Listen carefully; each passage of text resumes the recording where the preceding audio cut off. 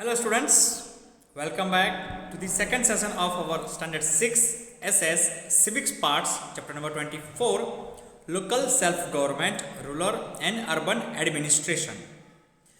Dear students, in the first part we have completed the meaning and explanation of what is local self government, why we need it, what is the importance of local self government. Okay, then we have started the explanation of that rural administration, means the panchayati raj system, the three-tier panchayati raj system, in which we have completed Jilla Parishad, its functioning, okay, composition, okay, how they are formed, okay, this Parishad only. Then at the taluka levels, okay, that Jilla Parishad for district level, and for the taluka levels we have that, okay, panchayat samitis, okay, block samitis, it is also called block samitis, how they are working, why they are important. And at the very grassroots level, at the very base level, okay, gram panchayat, at the village levels, okay, the head of the gram panchayats is called sarpanch, okay. Then we can say the head of these block samitis and the head of these Jilla Parishads are chairman, vice chairman and president and vice president respectively, and they all are elected by the members of their respective committees. Okay, so we have completed everything about the rural administration. जो हम कहते हैं कि छोटे छोटे गांव में या थोड़े बड़े गांव में जो भी सारी डेवलपमेंट की, गवर्नमेंट की या जो कॉमन लोगों की जो परेशानियां होती है, प्रॉब्लम्स होती है, उन्हें एड्रेस करते हैं, आइडेंटिफाई करते हैं और फिर सॉल्व करते हैं. कौन सी government? Okay, rural administration. Local self में से रूरल एडमिनिस्ट्रेशन.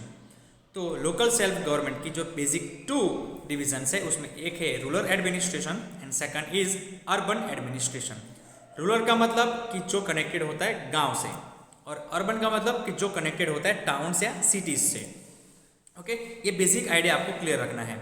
तो जो विलेजेस की जो नीड्स होती है और जो टाउन्स या सिटीज की जो नीड्स होती है ना, वो दोनों अलग होती है. Please be okay very clear in your mind, क्योंकि जो गांव में जो लोग रहते हैं वहाँ पे जो उनकी जो प्रॉब्लम्स होती है ना, वो जो सिटीज़ में जो रहते हैं, टाउन्स में डेवलप्ड, उनकी प्रॉब्लम्स अलग होती हैं, उनकी ज़रूरियात जिसे कहते हैं नेसेसिटी, वो अलग होती है. That's why okay we have divided our local self government into this two sections, okay, rural administration and urban administration. Now everything that about the rural administration that we have completed, now it's time to start the urban administration.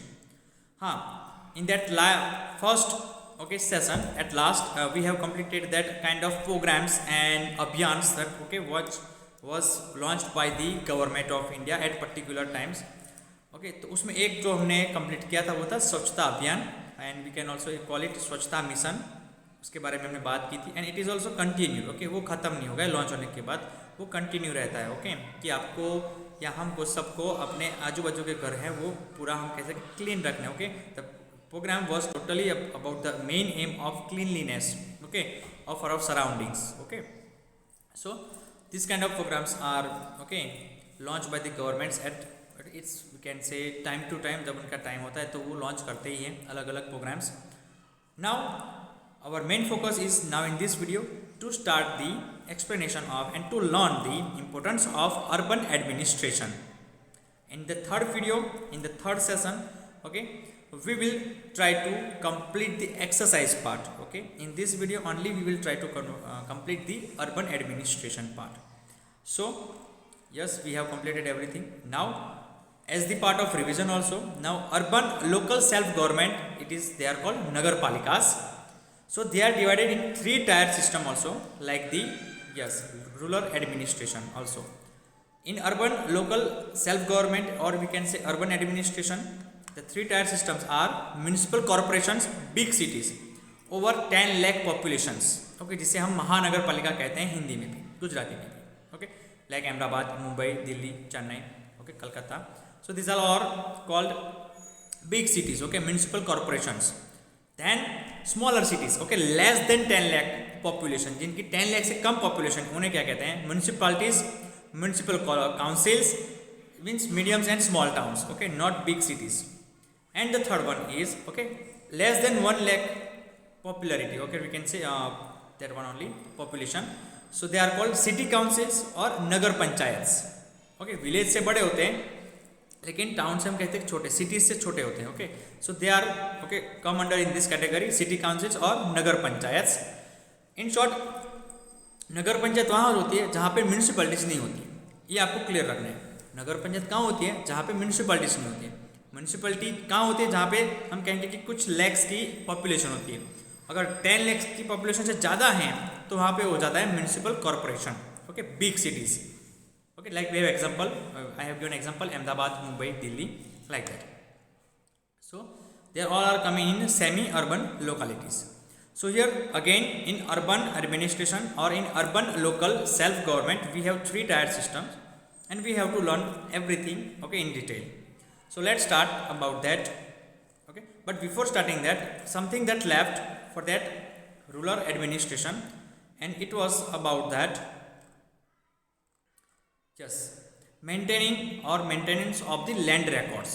Okay, it is the part of our rural administration that was left. Okay, complete नहीं किया था, वो बाकी था because of the length of the video also. Now last point of that one is also that one, maintenance of the land records. So the maintenance of the maintenance of land record is very important at the village level. क्योंकि village में ही सबके जो farms होते हैं, उन farm के जो records हैं ना, उन्हें कहते हैं लैंड रिकॉर्ड्स। कि मेरी कितनी फार्म है, कहाँ तक है, क्या उसका मेजरमेंट है, तो ये सारे जो रिकॉर्ड्स होते हैं ना, वो गवर्नमेंट के पास भी होते हैं।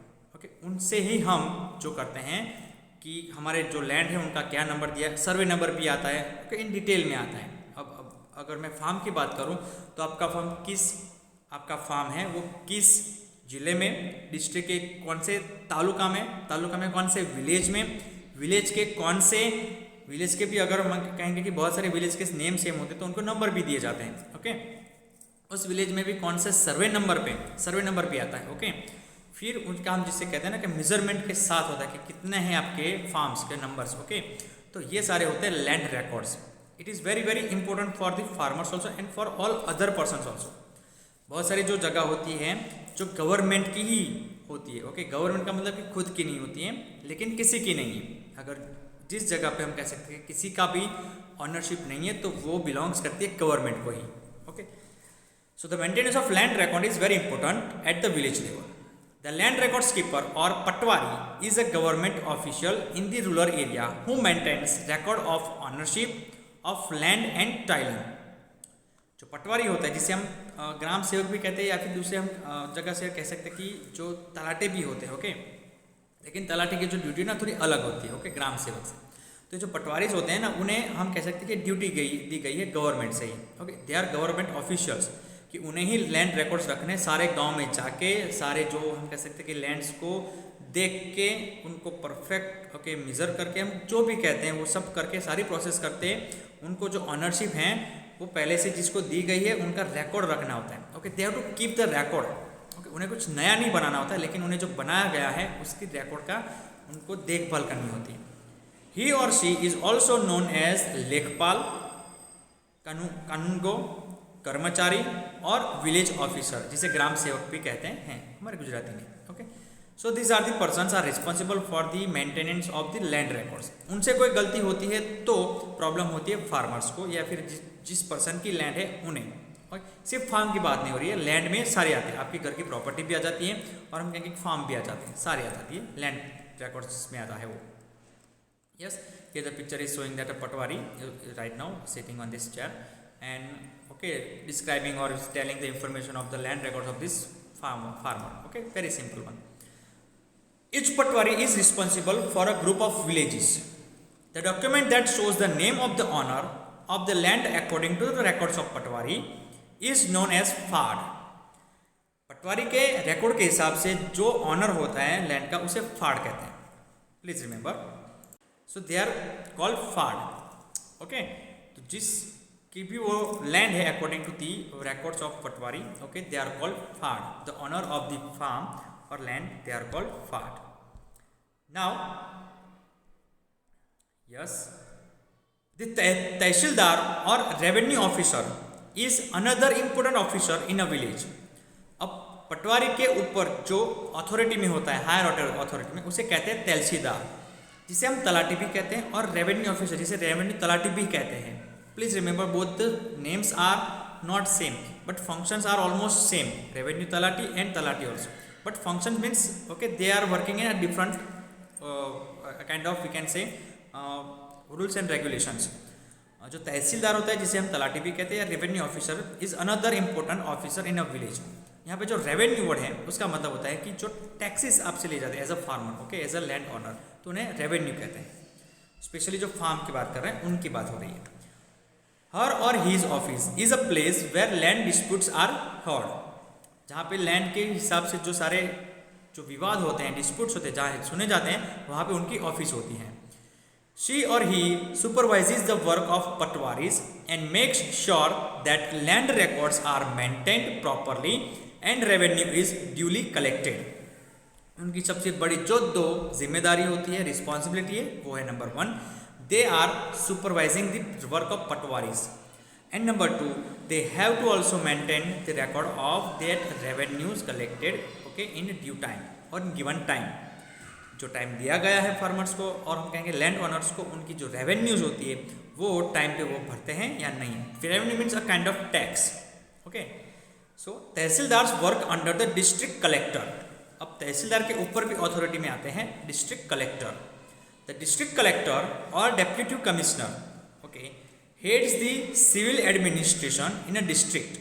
डिस्ट्रिक्ट कलेक्टर को हम डेप्यूटी कमिश्नर भी कहते हैं, वो हम कहते हैं कि डिस्ट्रिक्ट का हम कह सकते हैं, उनको हेड भी कहते हैं। कलेक्टर जिसे कहते हैं, डिस्ट्रिक्ट कलेक्टर जिसे हम कलेक्टर कहते हैं, ओके, जिला कलेक्टर, ओके। सो वो सबसे ऊपर हायर अथॉरिटी में रहता है। उसके नीचे आते हैं तहसीलदार, रेवेन्यू ऑफिसर, और उसके नीचे आते हैं पटवारीस जिसे हम ग्राम सेवक भी कहते हैं, और उसके ऊपर हम जैसे तलाटी जिसे कहते हैं, रेवेन्यू तलाटी, और उसके ऊपर district collector. So district collector or deputy commissioner heads the civil administration in a district.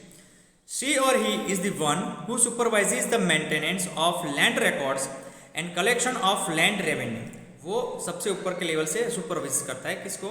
Yes, जो तहसीलदार होते हैं उनकी, जो काम किया उन्होंने, जो रिकॉर्ड बनाया उसको, और जो रेवेन्यू कलेक्ट हुई है उसके बारे में।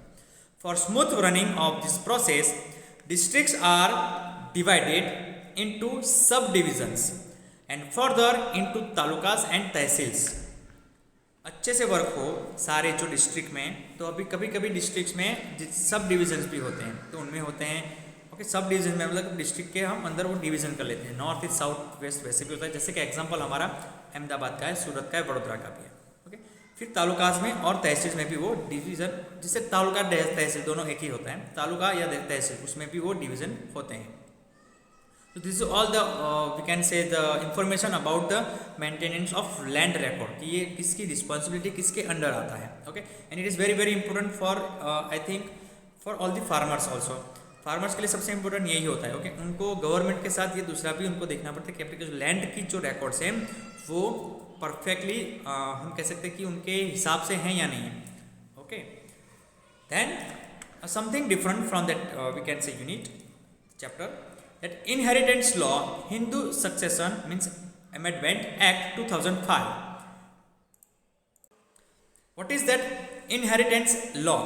मतलब कि जो वारसागत जो हमारा जो हम कह सकते लॉ बन गया है वो स्पेशली हिंदू के लिए है, हिंदू अमेंडमेंट एक्ट जिसे कहते हैं, ओके। हिंदू सक्सेशन या हम कहेंगे हिंदू अमेंडमेंट एक्ट 2005 में। According to the Hindu succession और amendment act 2005, after the death of head of the family the property is to be equally shared between his wife, sons as well as daughters. फिर से समझाता हूँ।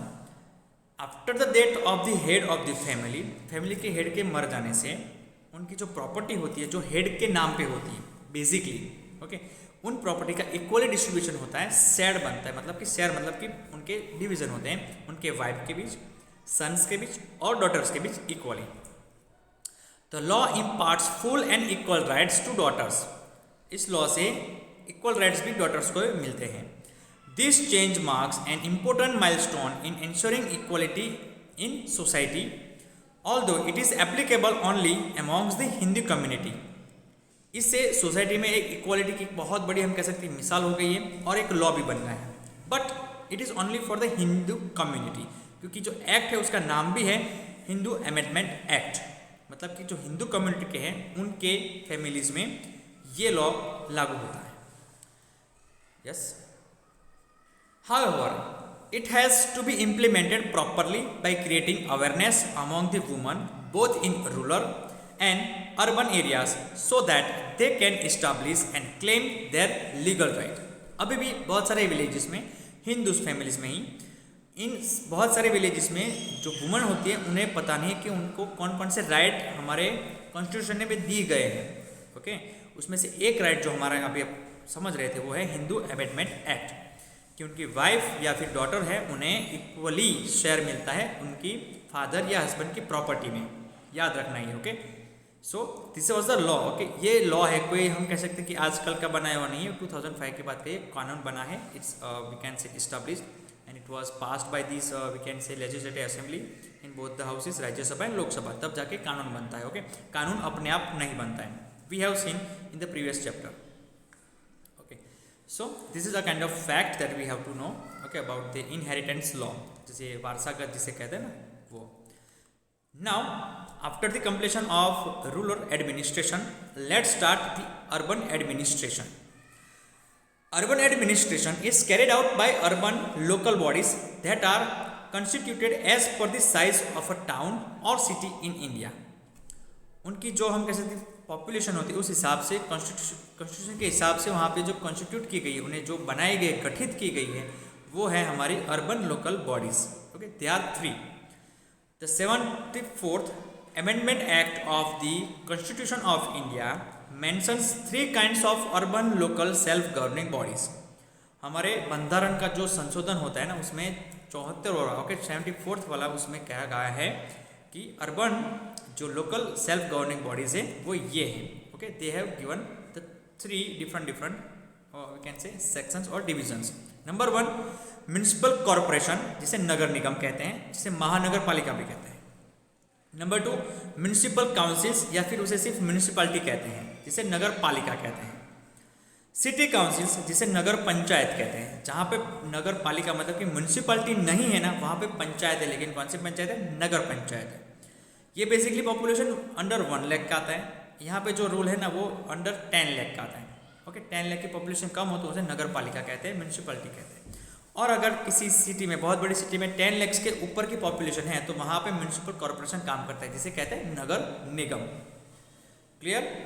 Starting with the first one, municipal corporations. Big cities with a population of more than 10 lakhs have municipal corporations. I have told you.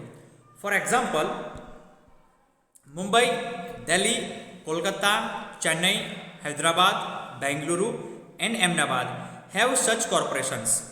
ये जो cities के नाम है वो सारे बिग सिटीज़ है। उन सारी सिटीज़ के ओके प्लीज़ रिमेंबर, सिटीज़ के अंदर की जो पॉपुलेशन है वो 10 लाख से ज़्यादा है, तो उन्हें हम याद रखना, उन्हें क्या क्या उनमें वहाँ पे कौन सा होता है? म्युनिसिपल कॉर्पोरेशंस होते हैं, जिसे महानगर पालिका कहते हैं। Mumbai, Delhi, Kolkata, Chennai, Hyderabad, Bengaluru and Ahmedabad. This are created by the acts passed by their state legislature. State legislature मतलब कि जो हमारी विधानसभा है उसने वहाँ पे एक्ट पास करके उन्हें ये कॉर्पोरेशन का जो होता है वो दिया गया है। The municipal corporation looks after the development of cities and towns. Basic उनका जो काम होता है वो सिटीज और टाउन्स के डेवलपमेंट के लिए होता है। It provides essential community services such as health, housing, electricity and water. जो मेन ज़रूरियात है, एसेंशियल कम्युनिटी की जो सर्विसेज है, जिसमें हेल्थ आता है, हाउसिंग आता है, इलेक्ट्रिसिटी आता है और सबसे इम्पोर्टेंट वाटर भी आता है। ओके, ये सारी सर्विसेज वो प्रोवाइड करते हैं और उनकी डेवलपमेंट के और उनके रिपेयर में वो ध्यान रखते हैं। One fact is over given here, municipal governance in India has been in existence since 1687। India में म्युनिसिपल कॉर्पोरेशन का या म्युनिसिपल गवर्नमेंट का जो हम कह सकते हैं कि जो पहले से चल रहा है वो 1687 से चल रहा है। ओके, बहुत सालों से। With the formation of Madras municipal corporation, तब से मद्रास म्युनिसिपल कॉर्पोरेशन 1687 से वो हम कह सकते हैं कि वर्किंग में है। And the Calcutta and Bombay municipal corporation in 1726, उसके हम कहेंगे कि कुछ साल बाद मद्रास और कलकत्ता और बॉम्बे में भी ये म्यूनिसिपल गवर्नेंस का हम कह सकते हैं कि जो रूलिंग हुई थी स्टार्ट, ओके, क्योंकि वो धीरे धीरे उस टाइम पे वो सिटीज़ थे, टाउन्स में से सिटीज़ बनेंगे, लेकिन अभी वो बहुत बड़े बिग सिटीज़ हैं, okay, that's Y. Now, how or what is the composition of these municipal corporations? The member of a municipal corporation are elected by the adult citizens of city for a term of 5 years. सारे जो member होते हैं municipal corporation के वो 5 years के terms के लिए elect किए जाते हैं by the city, okay, member of the city, वो सिटी के सारे सिटीजन्स से, okay, adult citizen. Please remember, जब भी मैं बात करूँ कि एडल्ट का मतलब वो 18 इयर्स के ऊपर का होगा. For the purpose of elections the city is divided into wards. जब इलेक्शन होता है तब उसी पर्पस के लिए जो सिटी होती है, जो बड़ी सिटी है, तो हम कहेंगे जो स्मॉल से भी थोड़ी बड़ी सिटी है, उन्हें वार्ड्स में डिवाइड करता गया. ये वार्ड, वो ward, ward number 2, ward number 3, ward number 5, ward number 17, ऐसे नंबर के साथ वार्ड्स मतलब एक पर्टिकुलर एरिया को डिवाइड किया जाता है. उस वार्ड में एक रिप्रेजेंटेटिव खड़ा होता है अपनी अपनी हिसाब से पॉलिटिकल पार्टी के. Each ward elects a member to the municipal corporation on the basis of universal adult franchise. जो वोटिंग होती है उससे हम कहेंगे कि वहाँ पे एक वार्ड में हम कहेंगे कि एक जो मेंबर है वो इलेक्ट होता है. These elected members are known as councillors. Yes, please remember the name. जो वार्ड्स में इलेक्ट होके जो मेंबर्स जीतते हैं उन्हें काउंसिलर्स कहते हैं. Besides these elected members, there are some nominated members to the corporation. इनके अलावा कुछ nominated members भी होते हैं कॉर्पोरेशन के, who are known as aldermen. Who are known as aldermen. They are elected from among the respectable citizens of the city. जो respectable citizen होते हैं, जो सारे नहीं होते, जो respectable citizen होते हैं ना, उनके द्वारा उन्हें elect किया जाता है. Please remember alderman. The head of a municipal corporation is known as the mayor. अब जो म्यूनिसिपल कॉर्पोरेशन की जो इलेक्शन होती है उसके बाद जो जीतता है ना उसको हेड को मेयर कहते हैं. मतलब जो हम कह सकते हैं कि कोई पार्टी का हो या ना हो उससे हमें कोई मतलब नहीं, लेकिन जो इलेक्शन में वो जीत के आता है उस हेड को बोलते हैं मेयर. मेयर को भी महापौर कहा जाता है. दो ही और सी is known by different names in different states. अलग अलग जगह पे उनको अलग अलग कहा जाता है, लेकिन mayor is a common name. The municipal corporation has a municipal commissioner. Municipal जितने भी म्यूनिसिपल कॉर्पोरेशन हैं उनके अंदर एक म्यूनिसिपल कमिश्नर होते ही है और उन्हें कहा जाता है और the chief executive officer. It has two names, municipal commissioner or the chief executive officer, who is appointed by the state government. Yes, who is appointed by the state government to maintain. उन्हें जो काम दिया जाता है वो यही है कि जो हमारे चीफ एग्जीक्यूटिव ऑफिसर है या म्यूनिसिपल कॉर्पोरेशन कमिश्नर है वो ये सब देखता है कि जो म्यूनिसिपैलिटीज़ के अंदर, मतलब जो म्यूनिसिपल कॉर्पोरेशन के अंदर, नॉट म्यूनिसिपैलिटी, म्यूनिसिपल कॉर्पोरेशन के अंदर, महानगर पालिका के अंदर जो एक्ट लागू किए हैं वो इम्प्लीमेंट हो रहे हैं, वर्किंग अच्छे से अंदर हो रही है नहीं हो रही है. It is the commissioner's duty to ensure that the decisions made by the corporation are implemented. The commissioner also act as a link between the state government and the municipal corporation. जो commissioner है या जो chief executive officer है ना वो state government और municipal corporation के बीच में लिंक का काम करता है. मतलब कि वो जोड़ी ही है, वो कड़ी है जो दोनों को ज्वाइन करती है. कौन? प्लीज रिमेंबर, म्यूनिसिपल कमिश्नर और it is also called chief executive officer. State government और म्यूनिसिपल कॉर्पोरेशन के बीच का वो हम कह सकते हैं सबसे बड़ा इंपॉर्टेंट वो कड़ी है. When problems arise within a ward, किसी एक वार्ड में जब प्रॉब्लम्स बहुत ज़्यादा बढ़ जाते हैं, the people who live there contact their respective councillors. जो काउंसिलर उस वार्ड में जीता है उसी को जाके वो कहते हैं. The tenure of a municipal corporation is 5 years. Yes.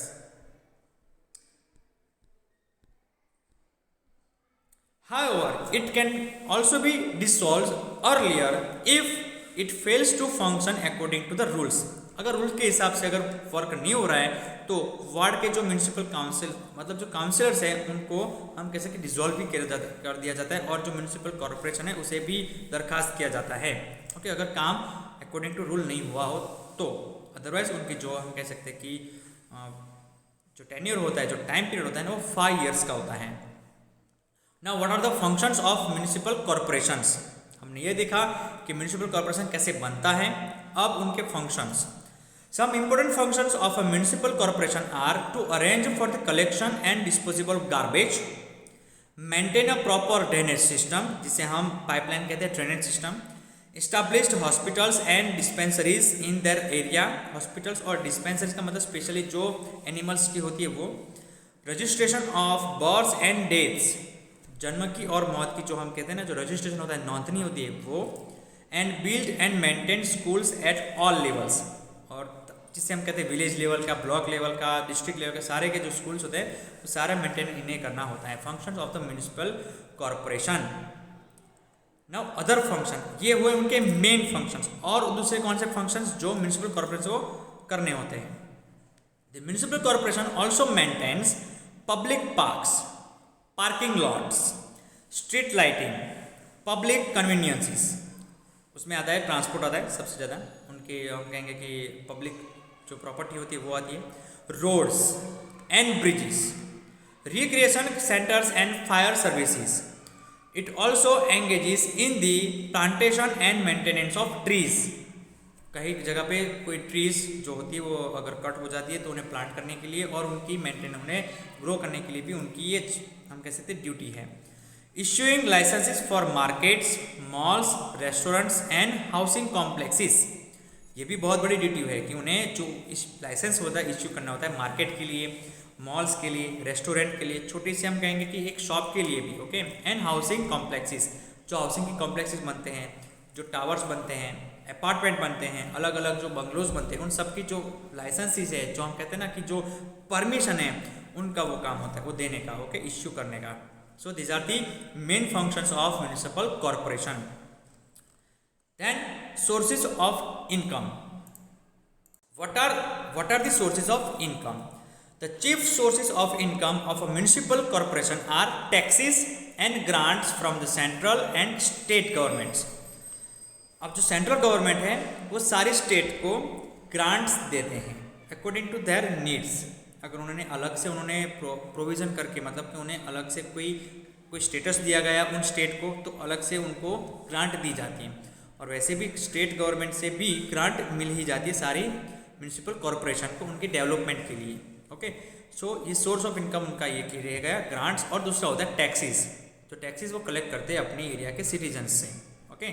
So please remember the main source of income for municipal corporations are taxes and grants from both the government, state government and central government. Now after municipal corporation, the जो cities हैं जो 10 lakhs की population से कम हैं उन्हें कहते हैं municipalities और municipal councils. Okay. So the municipal council or municipality operates in small cities and towns that are divided into wards like the municipal corporation. The members of the municipal council elect the chairman from amongst themselves. उनके अंदर ही वो chairman को select करते हैं. Several committees such as the education committee, the public health committee are formed to coordinate the working of the municipal council. जो municipal council है उसका work बहुत अच्छे से उनके साथ उनसे बहुत अच्छे से वर्क हो, उसके लिए health committee, education committee, okay, हम वाटर सप्लाई कमेटी, ये सारी कमेटीज बनाई जाती है. ओके. उनके चेयरमैन भी बनाए जाते हैं, उनकी कमेटी के अंदर मेंबर्स भी रखे जाते हैं. The chairman coordinates the working of this committees. जो चेयरमैन होता है हमारे म्यूनिसिपलिटीज़ का, या फिर हम कहेंगे कि यस म्यूनिसिपल काउंसिल का, वो सारी चीज़ों का हम कहते हैं कि वर्किंग का कोऑर्डिनेट्स करता है. ओके. देख रेख भी रखता है और सब कुछ करता है on chairman. After that one, city councils. Now city councils, it is also called the नगर पंचायत. जहाँ पे हम कहेंगे कि म्यूनिसिपैलिटी नहीं है वहाँ पे नगर पंचायत होती है, जहाँ पे हम कहेंगे पॉपुलेशन कम है. Okay. That's why they are called city councils और नगर पंचायत. सो सिटी काउंसिल्स और नगर panchayat are form to govern areas which are in transition from rural to urban areas. अब जो विलेज है और विलेज में से वो हम कहेंगे कि टाउन या सिटी बनने जा रहा है, एक प्रोसेस में है, उनकी पॉपुलेशन धीरे धीरे बढ़ रही है, उनकी जो डेवलपमेंट है वो धीरे धीरे हो रही है, तो उन एरियाज को हम कहते हैं नगर पंचायत या सिटी काउंसिल्स कहते हैं. ओके. वो सारे एरियाज इसके अंडर आते हैं. Since this areas are under the process of development, the needs of people in this areas do not quite match with either the rural और अर्बन एरियाज। अब ये जो एरियाज हैं वो एक रूरल मतलब एक रूरल एरिया में से एक अर्बन एरिया की तरफ ट्रांजिशन हो रहा है। ट्रांजिशन का मतलब कि ट्रांसफर हो रहा है। ओके, तो ऐसे एरियाज की जो डिमांड्स होती है, नीड्स होती है ना, वो रूरल और अर्बन से अलग होती हैं। ओके, उनकी जो डिमांड्स होती है वो ओके, डेवलपमेंट भी वो अलग हम कह सकें होता है कि वो रूरल में से अर्बन जब बनता है तब। Now, water supply and urban local bodies. We have completed the we can say urban administration, urban local self-government administration in the 3 stages, in 3 tier systems. Number 1, municipal corporations. Number 2, municipalities or municipal councils or committees. And number 3, city councils or nagar nigams. Okay. Now, water supply and urban local bodies. सबसे important जो सारी जो urban administration के लिए सबसे important है that is water supply. Water is one of the most essential requirements of people in both rural and urban areas. अब urban में तो वाटर की सप्लाई चलो इम्पोर्टेंट है, लेकिन रूरल एरियाज में तो वाटर की सप्लाई उससे भी ज़्यादा इम्पोर्टेंट है। Rivers, tubewells, ponds and wells are the major sources of water in rural areas. However, in urban areas, building and maintaining a proper water supply system which ensures clean and potable water is one of the primary duties of municipal bodies. अब जो urban areas हैं, urban administration के जो सारी bodies हैं, वो सारी bodies का एक मेन होता है कि उनमें बिल्डिंग और मेंटेन करना है प्रॉपर वाटर सप्लाई, जो पीने का पानी भी उन्हें दिया जाता है। Okay, clean and portable water, स्वच्छ और पीने का पानी देना उनका सबसे बड़ा जो मेन हम कहेंगे की फंक्शन है वो ये है। Just then properly equipped water filtration plants along with extensively connected pipelines are built throughout the municipal area. ये भी सबसे बड़ा टास्क है कि जो प्रॉपर इक्विप के साथ वाटर फिल्ट्रेशन के प्लांट्स और उनके साथ अच्छे से जुड़ी हुई पाइपलाइंस की नेटवर्क ओके पूरे म्यूनिसिपल एरिया में होनी चाहिए। बहुत सारे ऐसे एरिया होते हैं जहाँ पे वाटर लॉगिंग के प्रॉब्लम होते हैं। Please remember the problems of water logging, जहाँ पे पानी का जम जाना, ड्रेनेज सिस्टम जो खराब हो चुकी है, और स्पेशली हमें पता चलता है मानसून सीजन में। तो ये सारे वर्क होते हैं म्यूनिसिपल बॉडीज़ के, म्यूनिसिपल कॉरपोरेशन, म्यूनिसिपल काउंसिल्स या हम कहेंगे कि सिटी काउंसिल्स ओके, ये उनके वर्क होते हैं। The smooth functioning of urban local administration is to great extent contingent upon active participation of the citizens. अब अर्बन लोकल एडमिनिस्ट्रेशन में अच्छे से स्मूथ से फंक्शनिंग हो, उसके लिए जो हम कहते हैं ना कि सारे जो पार्टिसिपेंट सिटीजन्स का करना होता है वो हम कहेंगे कि टू ग्रेट कॉन्टिजेंट होता है, मतलब कि ऐसे ही हो जाता है ओके। वो पार्टिसिपेंट जो होता है ना वो अपने आप हो जाता है ओके। वहाँ पे कोई फिक्स नहीं होता है कि यही जो हम कहेंगे कि पार्टिसिपेंट करेंगे, यही जो सिटीजन्स है वही होंगे ओके। कोई ना कोई सिटीजन जो होते हैं वो अपने लोकल अर्बन लोकल एडमिनिस्ट्रेशन के लिए, अपने ही वार्ड के लिए, अपने एरिया के लिए वो पार्टिसिपेट करता है इलेक्शन प्रोसेस में okay. So that is the very big thing about this one okay. Now after that point another point is citizens grievances, मतलब उनका जो प्रोटेस्ट होता है, उनकी जो हम कह सकते दुख होती है, पीड़ा होती है, वो क्या होती है। There are several ways in which citizens may express their grievances. Grievance को हम कहेंगे प्रोटेस्ट। उन्हें ऐसा लगता है कि कुछ रूल्स रेगुलेशन से उनको अनफेयर होता है, अनजस्टिस होती है, तो वो प्रोटेस्ट कर सकते हैं ओके। तो ग्रीवेंस और protest in case they are not satisfied with the government and local civic bodies. कुछ गवर्नमेंट के वर्क से और सिविक बॉडी के वर्क से अगर जो हम लोकल सेल्फ गवर्नमेंट की जो बात कर रहे हैं उनकी ओके, उनकी वर्किंग से अगर कोई सेटिस्फाइड नहीं है तो वो लोग ग्रीवेंस का मतलब कि प्रोटेस्ट करते हैं। प्रोटेस्ट के अलग अलग वेज है, बहुत सारे अब तरीके हैं जिससे आप प्रोटेस्ट करते हैं, मतलब कि विरोध करते हैं okay. Apart from holding dharnas, जो धरना हम देते हैं, people can file cases in special courts such as the Lok अदालत।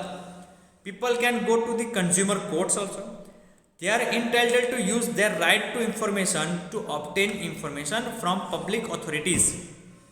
बहुत सारी जगह है जिसमें सिर्फ धरना नहीं होते हैं, अनशन होते हैं, रैलियाँ निकाली जाती है ओके। हम कहेंगे कि स्लोगन्स होते हैं किसी भी गवर्नमेंट के या किसी भी बॉडी के ऊपर, सिस्टम के ऊपर अगर आपको प्रोटेस्ट करना है तो किसी भी हम कहेंगे कि लॉ के ऊपर ओके, कोई जो लॉ बना दिया है जिसमें आपको लगता है कि आपको अनफेयर या अनजस्टिस हो रही है तो आप ऐसे प्रोटेस्ट कर सकते हैं। और हम कहेंगे कॉन्स्टिट्यूशन में भी हमारे जो हमारा विरोध करने की भी हमें जो हमारा फंडामेंटल जो राइट है वो भी दिया गया है।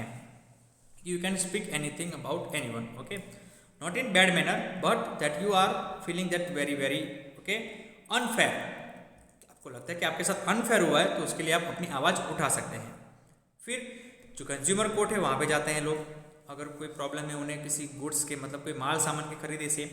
फिर लोग आरटीआई करते हैं। अब ये आरटीआई क्या है वो सबसे बड़ा इंपॉर्टेंट हमारा की फैक्टर है right now.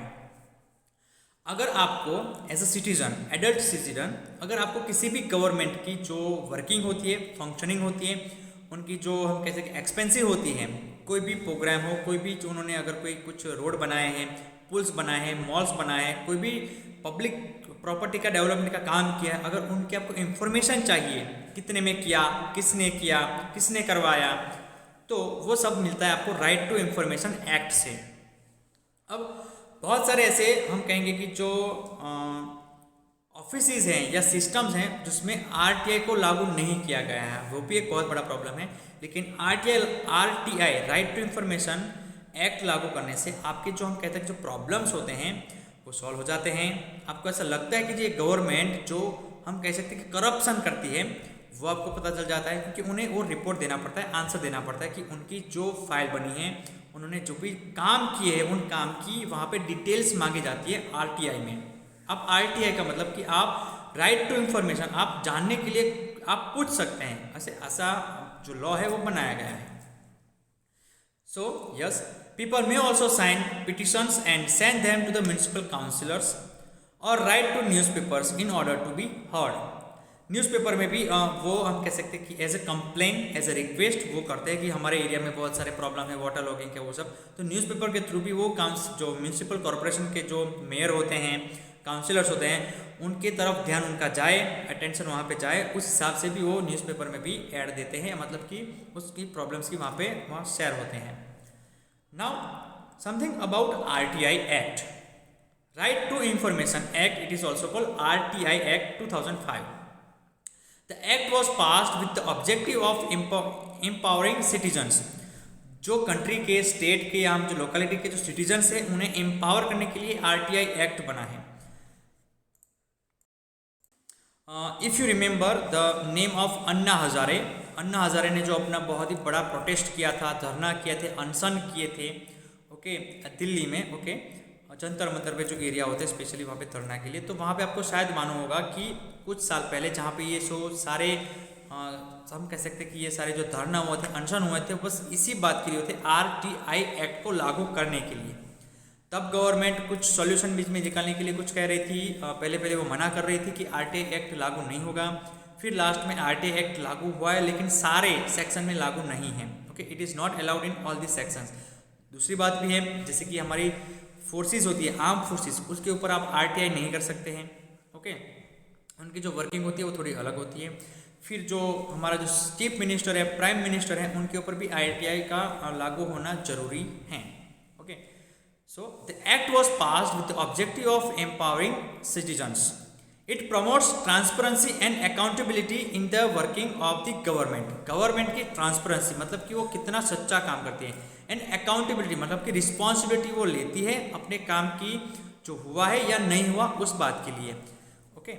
It provides citizens the right to secure access to information under the control of public authorities. It helps to contain corruption and make democracy work for the people in a true sense. इससे जो corruption जो होता है वो हम कह सकते हैं कि काबू में आ सकता है, क्योंकि जो करप्शन हो रहा है हमारे कंट्री में वो राइट टू इंफॉर्मेशन एक्ट से हम उसे उजागर कर सकते, मतलब कि वो एक्सपोज कर सकते हैं पब्लिक में, ओके, कि यहाँ पे इन जगह पे इन अथॉरिटीज़ की, पब्लिक अथॉरिटीज़ ने, मतलब इनके जो एम्प्लॉयमेंट है उन्होंने इतने का हम कह सकते हैं करप्शन किया है, okay. So this is all about to empower the citizens of the country, and that act name is Right to Information Act, RTI. Yes students, now this is all about the chapter number 24 and our local self-government, in which it is divided into two broad sections, rural administration and urban administration. I hope you understand everything about this content part in these two section or in these two videos, these two parts. In next part, okay, we will meet with the explanation of textual exercises in which MCQs are there and short and long question answers are there. Till then, it is all about our chapter number 24. Thank you.